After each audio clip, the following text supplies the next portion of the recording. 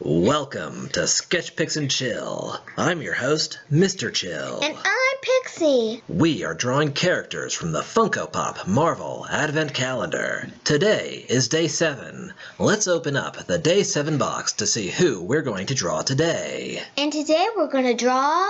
Venom. I knew it! How do you know who Venom is? I saw the movie. Whoa, I thought that was rated PG-13. What are you, like 4? I'm 8, Mr. Chill. You were there whenever I watched it. It was the censored TV version. Ah yes, it's all coming back to me. So what do you remember about the movie? There's a gooey black monster alien, and it gets stuck to a guy named Eddie Brock and turns into Venom and fights bad guys. Well, that was an excellent synopsis, Pixie. I couldn't have said it better myself. In the last video, you said Venom knew Spider-Man. Indeed I did. In the comics, before the alien symbiote bonds with Eddie Brock, it bonds with Spider-Man. Wait. Spider-Man was Venom? The answer to that question is, kind of. Venom has a pretty wild origin story in the comics, so maybe I should start from the beginning. It all starts with Spider-Man fighting the forces of evil alongside other superheroes on a distant planet. Spider-Man's suit gets all ripped up while he's fighting, so the other superheroes direct him to a room where they have a machine that creates new superhero suits. Spider-Man activates the machine and it creates a new suit for him, but this is no ordinary suit.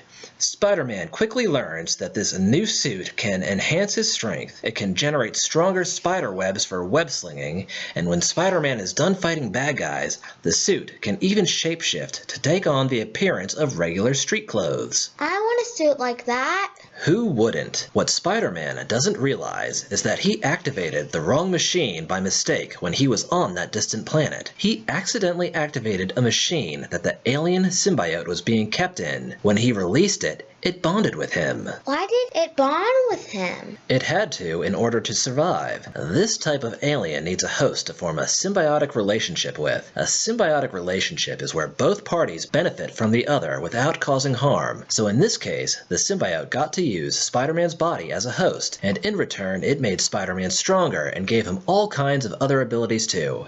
And it also might have been slowly driving him insane. Sounds like a pretty good deal to me. I agree. But for some reason, Spider-Man wasn't too happy when he learned his cool new suit was actually an alien. As soon as he found out, he forced the alien to leave his body by exposing it to its one weakness.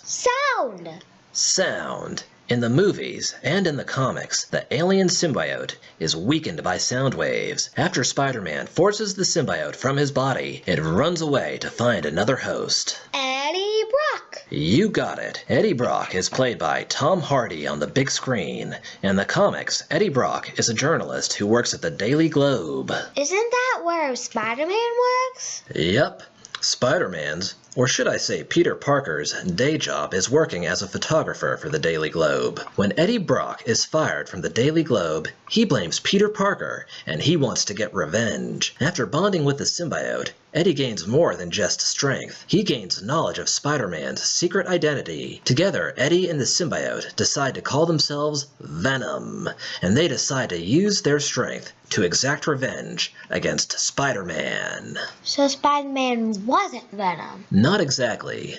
The symbiote makes its first appearance when it bonds with Spider-Man in The Amazing Spider-Man number 252, published in 1984. But the symbiote doesn't call itself Venom until it bonds with Eddie Brock in The Amazing Spider-Man number 300, published in 1988. Let's see the sketches. Okie dokie, here we go. Teeth and claws. You took the words right out of my mouth. When I see Venom, the first thing I think is teeth and claws. They're Venom's defining characteristics. So when I was making sketches, I said to myself, let's show off those teeth and claws. In this pose, I have Venom screaming towards the sky. I like to think he's screaming, "Curse you, Spider-Man!" In this pose, Venom is crouching, like he's getting ready to attack. He goes from a crouch to a run before he gets ready to... pounce. Mercy. If I saw Venom pouncing at me, I would die of fright before he even got to me. He's pretty scary. He's downright terrifying. So those were all some cool action poses, but I decided to go with this pose for my final drawing. I wanted to keep it simple. I wanted a clear view of his costume while still showing off his teeth and claws. Many people are afraid of what lurks in the shadows, and in this case for good reason. I have Venom creeping out from the shadows and into the light. I'm gonna have nightmares. How come you didn't use any black? I've decided not to use black for any of these drawings. Isn't that hard? It certainly is. Placing restrictions on myself is a challenge, and challenging yourself is how you grow as an artist. I've replaced the black in Venom's costume with a very dark blue. Who invented Venom's costume? Oh, well that's an interesting story. The costume design was invented by a fan of Marvel Comics named Randy Schuler. He sold the design to Marvel Comics for $220. He should have asked for way more. You ain't kidding. After Randy Schuler sold the design to Marvel, artists Mike Zeck and Todd McFarlane worked with writer David Michelini to turn the design into the character we see today, and I believe our version of Funko Pop Venom is just about done. He's so creepy looking. I'll take that as a compliment. Creepy is exactly what I was going for. Are you excited for day 8 tomorrow, Pixie? Yeah, who are you gonna draw tomorrow? It's a surprise, but let's just say it's a hero who delivers justice, and in this case, justice is blind. How cryptic. Should we remind our guests to hit like and subscribe? You know it. Hit like and subscribe, everybody. Bye-bye now. Bye. Bye. See you later, alligators. Goodbye.